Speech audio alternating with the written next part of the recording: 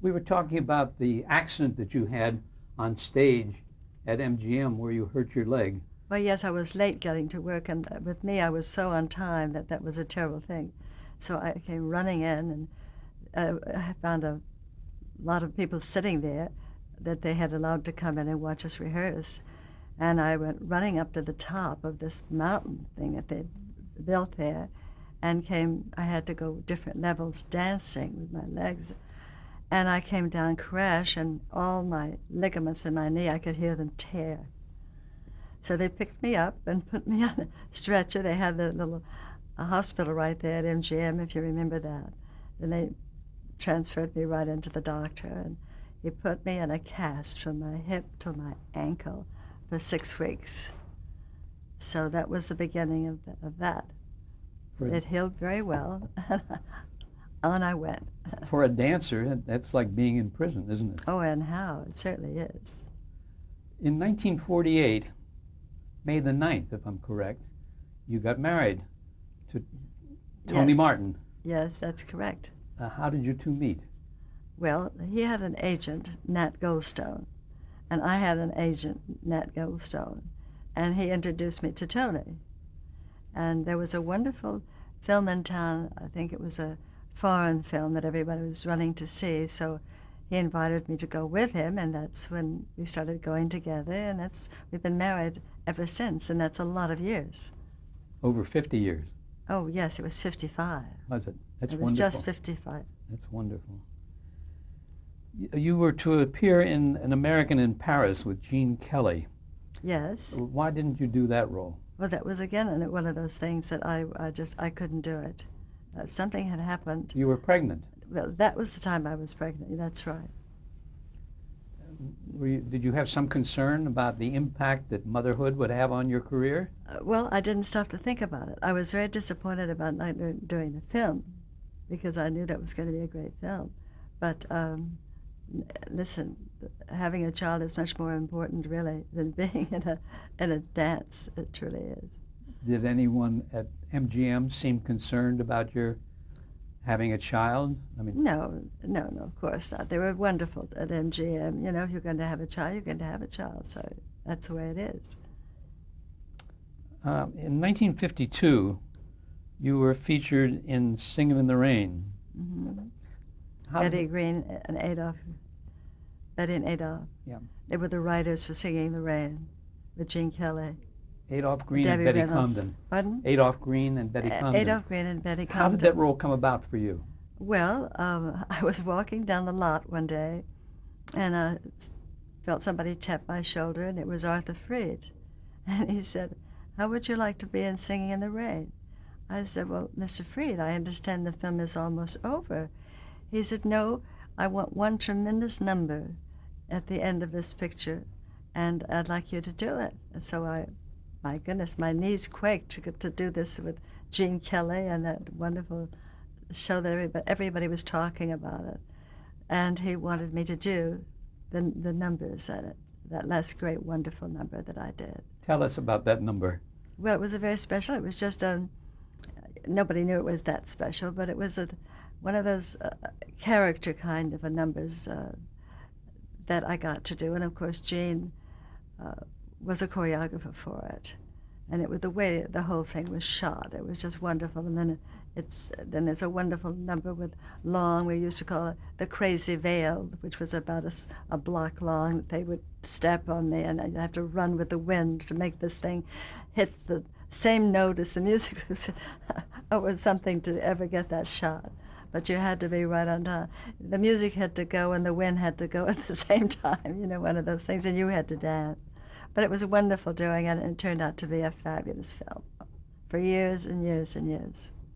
You did that scene with that veil Crazy Veil. The Crazy a Veil. number of times, right? Oh, the rehearsal? My Mhm. goodness, I was raw. My shoulders running with that thing.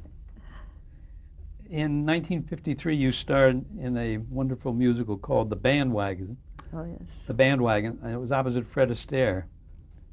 How did that come about? Well, The Bandwagon, I think that was Arthur Freed's favorite film. It was a wonderful film. Well, he wanted me to do it, Arthur Freed. always wanted me to do his things.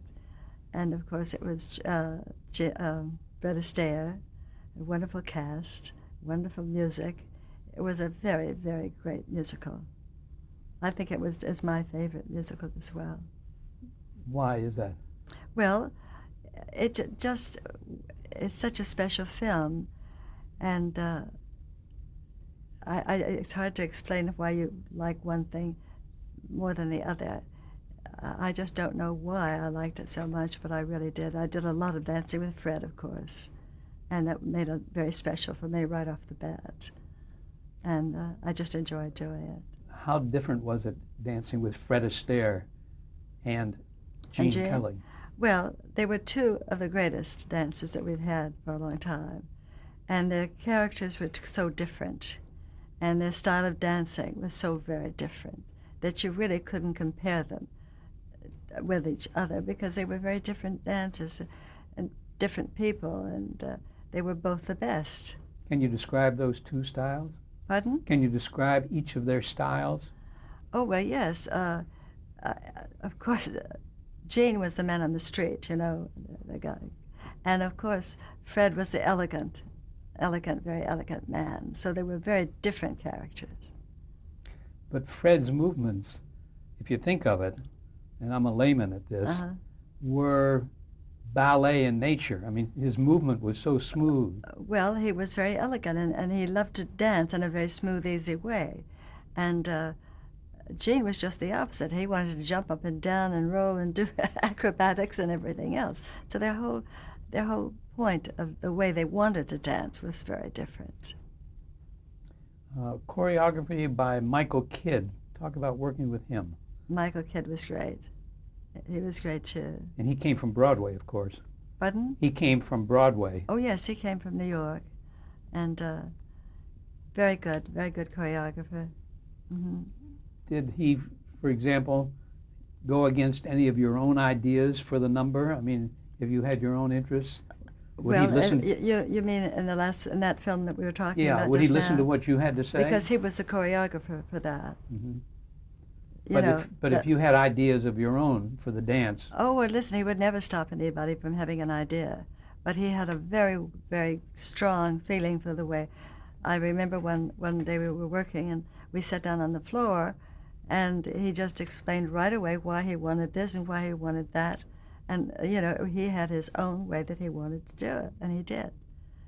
And he was very successful there. Was there any style of choreography that was more difficult to do than another that you associated with anyone? Well, a different choreographer will give you a different kind of dancing. I know every time I worked with a different choreographer, it was always a little different style. They would naturally use what you had with your own person, but they had definite ideas that they wanted to have. And every great choreographer had it all laid out in their minds before they even started. They were so great. Like Gene knew what he wanted, Fred knew what he wanted. They all knew exactly which direction they were going in. Let's talk about working with Vincent Minnelli. Vincent Minnelli. Yes. Well, he was a marvelous man. Another very favorite. I loved it. Vincent was so wonderful. Did he have a... Very elegant man. He again was a wonderful director. Just a great director.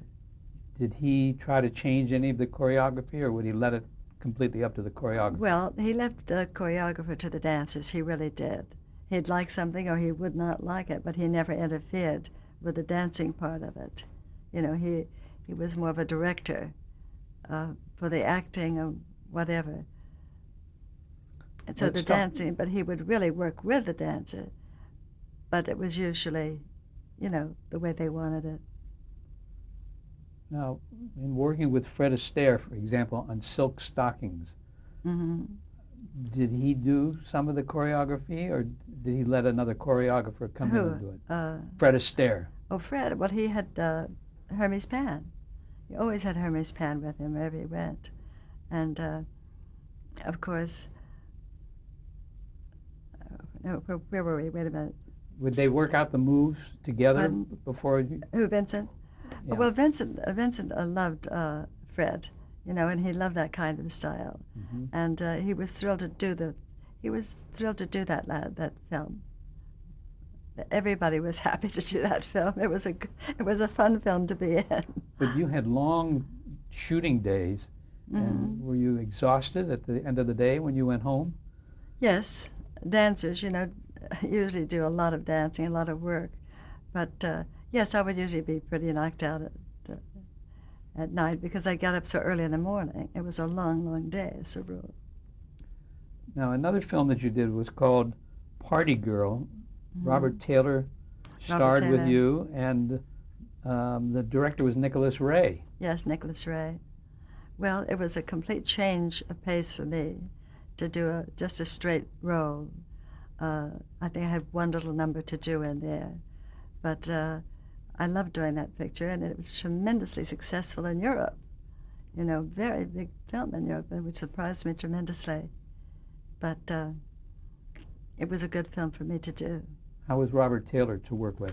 The nicest man you ever want to know, a real gentleman, and just wonderful to work with. Because he was a big star at MGM at that time. He was a big star, and he was a wonderful man. Couldn't have been nicer. And did Nicholas Ray treat you Nicholas okay? Ray was an unusual director, and he treated me just great, just great. He was not one of the MGM group of directors. He was a different kind of a director. Mm-hmm.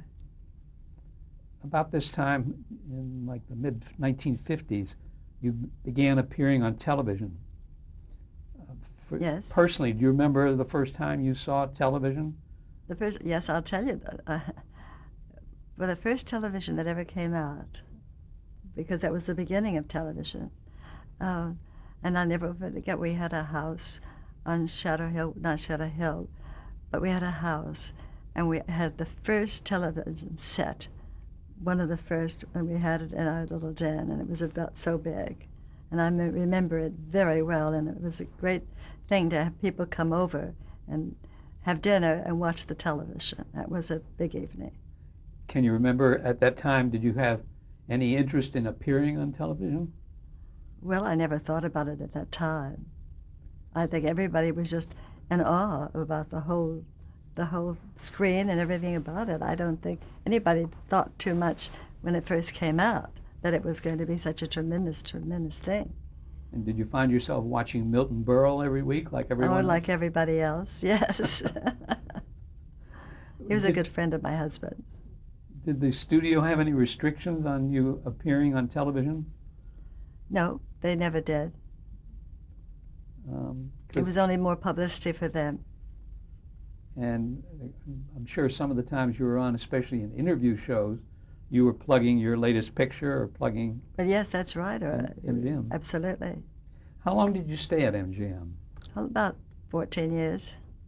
So you started in like 1944 and was there until about 58 or 60, something like that. Mm-hmm.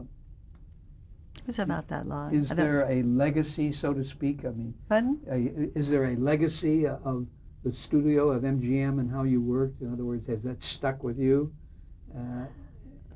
Well, what do you mean a legacy? What I mean is that a way of working and a way of treating people that doesn't necessarily carry over into television or any other medium.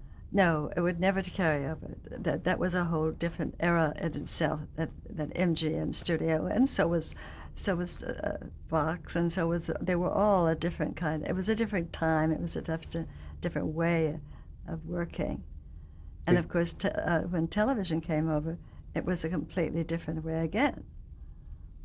Because then earlier you were part of a family. I think that was the big thing, wasn't it? That's right. Yeah. That's right. You felt very comfortable. And then when you did some of your television appearances... Well, I love to do that. They were always they were very, very sharp in television. And everything I ever had to do, it was a reason to do it. Like if you were with any of those shows that I was on, there was a very good one. I can't remember. Well, we'll get to name some. Right, yeah. But I think your first TV appearance was on Ed Sullivan's Toast of the Town. Yes, I believe it was. And Yes, Ed Sullivan was a charming, funny, funny little man on this. You knew his character, but yes, I did. I appeared on his show for him a long time ago, and I think Tony was doing the same thing. My husband, Tony Martin, we were both doing things like that at that point.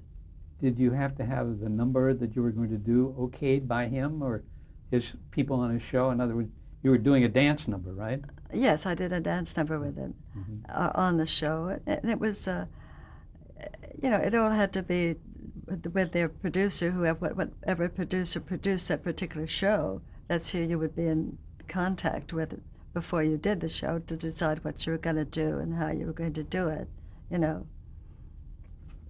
Tell me any other impressions you had of Ed Sullivan. Well, I just remember his character, and Tony knew him very well, but he was just kind of an odd little man, and on stage, he would say one thing, and usually it would mean something else. It was hard to follow him, very hard to follow him. What do you remember about your appearance on the Ed Sullivan Toast of the Town show? I mean, it's where you had to be. I'm sure they didn't have videotape at that point, and when you did your number, you had to go right straight through the whole thing. There was no Oh yes, they didn't have any video at that time. You did it. You just got up and did it. That's right. Did you have any scary moments? Well, no, because I was pretty sure what I was going to do. As long as you know what you're going to do, then you're okay. And at that point, you would go and rehearse before you went on, and you would know where you were going. And you went on. And they were never that long, big numbers. They were just quick little things that you would go out and do. Not big production. Not big productions, no. Then you were on the Ed Sullivan Toast of the Town a second time. Mm-hmm. I think that was 1954. No, Yes. 1969 rather. Yes. Do you recall what? Not what very you did much there? about it, except it was a wonderful show to do. It was I enjoyed doing it. And as I say, Tony was doing so many of these shows too. Both of us were doing them and enjoying them very much because they were very well done. And Tony had his own television show there for a while. So we were very much into television. Well, from the first appearance to the second, did you see any smoothing out of production or any difference in the way production was done? Because you had a few years in between. Well, I think gradually they got very good productions at that time. When you would work on a show like I think Hollywood Palace. Hollywood Palace. Well, Tony and I did so many of those shows because they were very, very well thought out, and the producer was wonderful. Nick Vanoff. Nick Vanoff was terrific, who really started those kind of numbers on television, at least at the television I knew. And I was always pleased to be on his shows, and so was Tony. They were terrific, and we did a lot of those shows. We're going to talk about that in a minute. Mm-hmm. First, I want to touch on the Milton Berle show. Oh, Milton Berle. Well, he was Tony's big buddy, so big friend. Because as early as 1956, you appeared on that show. Exactly what I did on his show. It had to be something very silly, I'm sure. There was another show that I read about that you did called the MGM Parade on ABC, where the host was George Murphy. And what? The host was yes, George Murphy. George Murphy. He was a very charming guy, and he liked to dance. He loved to do his little dancing. And I think on that show, I've forgotten who he was on with him, and they were both dancing together at that time. But he didn't have you dance with him? No, I was there. I was there kind of in a solo kind of a way. I wasn't dancing with him because his dancing was very tap dancing kind of movement at that time that they all used to do. And I think it was George Burns. Was it George Burns? I think so, yeah. I think it was George Burns that did that because they were both, I may have confused it, but they were much the kind of the characters that liked to get up and dance, and they both did. One of those early shows you worked on was What's My Line? What's My Line, Yeah. yes. Do you remember your experience there? Well, I've very little of it at all. What's My Line? Did you know then what a mystery? Who was the producer of that? Let's see, What's My Line? I don't recall. I remember it was the on show. CBS, yeah. I remember the show. They always had a mystery guest. And I was a mystery guest. Yes, I think I didn't have to do much but to come out of the wings and go and sit down.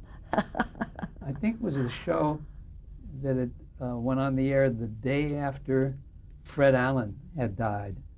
And he was one of the regulars on the show. Yes. I don't know if that affected the Well, show at all. I don't know. I know it was a very sad time for everybody. Yeah. The other people on that show were Arlene Francis. There was a great, they were all New York people, as I recall. Mostly New York people that were on that show. Dorothy Kilgallen. Yes, and all that. Bennett Cerf. They were all like New York people. You know, there was a lot of New York television there at that time. Yes. How did you enjoy being on Person to Person with Ed Murrow in 1956? Well, I think it was more like just an interview. You know, I was pleased to meet him and to know him, but it was an interview kind of a thing. And you did something with Dave Garroway called Wide, Wide World. Spring Jubilee is what it was. Spring Jubilee, yeah. With a lot of people. That's when they were getting into having the larger productions. Yes. And this was beginning to they have good productions on television. But what was particularly special for you was a TV special called Meet Cyd Charisse. Yes, and that was a wonderful one. An elaborate that was production. Ford. That was Ford Company. Yes. They did this tremendous show, and that was a wonderful time for me. We did some wonderful numbers that Jean Loring choreographed. Some beautiful numbers for me. That was they were only ever seen on television. They were never on film, and they were just beautiful, beautiful numbers for that. Do you recall who you danced with, or were you alone? Pardon? Were you dancing solo at that point? Well, no, I was with Jimmy Mitchell. Oh. Jimmy Mitchell was a wonderful dancer, and he was a wonderful partner for me, and we did a lot of things together. And Jean Loring would choreograph a lot of things for the two of us. And Jack Donahue was the director. Yes, and Jack Donahue was involved. I have to make a note here that this was part of a series called Ford Star Time. Yes, it was done. It was Ford. It was a Ford thing. And Tony was on the show, and we had a wonderful show. Tony sang, of course. Yes, Tony sang. We had a group of wonderful, wonderful talent on the show. Do you recall the ballet number that you did with Jimmy Mitchell? Jimmy, well, there was one that was a very oriental sort of thing. That it's hard for me to describe it without being able to see it. I was a young dancer, and he was I can't explain it. You have to see those kind of numbers. But it was a beautiful number. It was a romantic dance. Very romantic and very beautiful, yes. Oh, and I'll tell you a funny thing that happened. We took that show out on the road. Tony and I were traveling a lot and doing a lot of appearances around different places. And we went out to, I think we were in Europe someplace, and I did this fabulous back bend, and my whole wig fell back and lost my whole head. And my poor hairdresser fainted right there. I'll bet. Had nothing to do with this, but... But that Ford Star Time show, where was that done? In New York? Or no, that was done here. Done here? Mm-hmm. And in a studio? Yes. And what was it, a television stage, not a regular? Yes, it was a television stage. It was a big production. Mm-hmm. One of the big productions of that kind. I think you were host of that show, weren't you? I mean, you were the host? Yes, I was the hostess. Introducing everyone? I think I was. Wait a minute, I don't know. Yeah. But I know it was supposedly my show for this, so I guess it was me.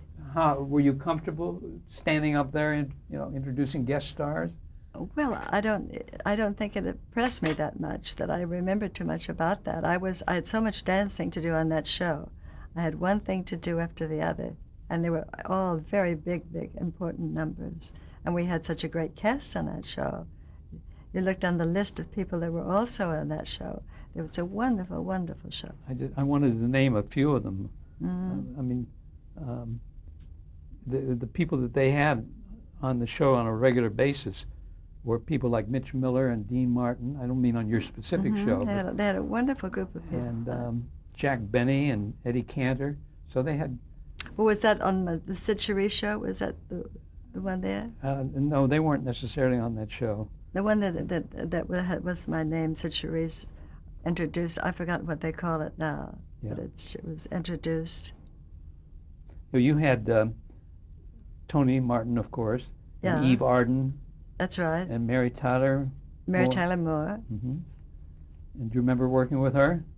Just briefly. Mm-hmm. How much rehearsal time did they give you? Lots. You know, you would squeeze in rehearsal as much as you could get. You know, everybody was pretty professional, worked very good, very hard. Do you remember working with Jack Donahue on that TV Well, show? Jack Donahue was always like a producer kind of a thing. So I never directly had much to do with Jack Donahue. I think at that point you had Eugene Loring doing the choreography. Yes, Gene Loring. Mm-hmm. Gene Loring was a brilliant, brilliant choreographer. Had he done some other TV work with Pardon? you? Had Gene Loring done? Gene had been in a ballet company in New York, and he came out to California, and he became a really great choreographer out there for many dancers, not just me. So he adapted very well. And Arthur Frieda just grabbed him up. He was so good. So he adapted very well to Yes, the new medium. absolutely. One of the producers you worked with was Hubble Robinson, Yes. who was later a big executive at CBS. Mm-hmm. Do you recall any interplay Well, I you remember had? as a person, or just hello, how are you? You know, but it wasn't on the rehearsal stage all the time and anything like that. How was that show received by the audience, by the Which public? one? The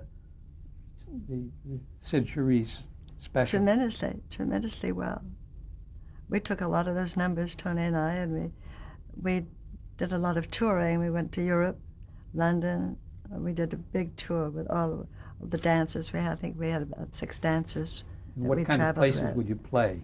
London, Yeah. Palladium. The Palladium. Oh. Italy, we played someplace in Italy. Where were we? Funny place, things happened to us. And we went to Africa. We went to Africa. Really? We went to Spain. We did a tremendous tour that was very successful. We're going to pause there for a moment to change tapes. Hmm? We're going to